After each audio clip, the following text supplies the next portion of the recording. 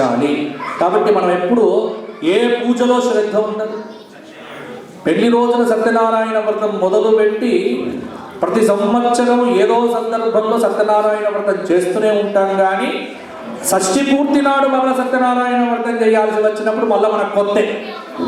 ఎందుకంటే పెళ్లి రోజున మొదలుపెట్టిన వ్రతం పెళ్లినాడు ఎవరైనా వ్రతం సరిగ్గా చేస్తారండి? అప్పుడు ముచ్చట్లుంటాయి, రేపేమిటి ఎల్లుండేమిటి. ఎందుకంటే కొత్త భార్య, కొత్త వరుడు, కొత్తగా అదిరిందయ్య చంద్రం అన్నట్టుగానే ఉంటుంది.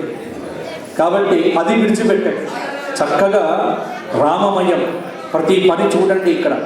ఎందుకంటే ఎలా పుణ్యాహవచనం చేస్తారు, ఎలా మీరు మంత్రం చెప్తారు, ఎలా మహాసంకల్పం చెప్తారు, అసలు మహాసంకల్పంలో ఉన్న విశేషాలు ఏమిటి, మన భారతదేశం దివ్య దాత్రి ఎందుకైంది, ఎందుకు కర్మభూమి అయింది, జగత్తులో ఉన్నటువంటి జగదానందకారకుడైన రాముడికి రక్ష ఎందుకు కట్టాలి, ఆయనకు రక్ష కట్టడం ఏమిటి, ఆయన తాళి కట్టడం ఏమిటి, ఆయన తలంబ్రాలు పోసుకోవడం ఏమిటి, అసలు ఏమిటి ఈ కళ్యాణం ఏమిటి, ఈ కథ ఏమిటి, ఈ కళ్యాణానికి ఉన్న ప్రాశస్త్యం ఏమిటి, అసలు రామ కళ్యాణ వైభవం ఏమిటి, ఇవన్నీ తెలుసుకొని మనం అందరం కూడా తరించే ప్రయత్నం చేద్దాం.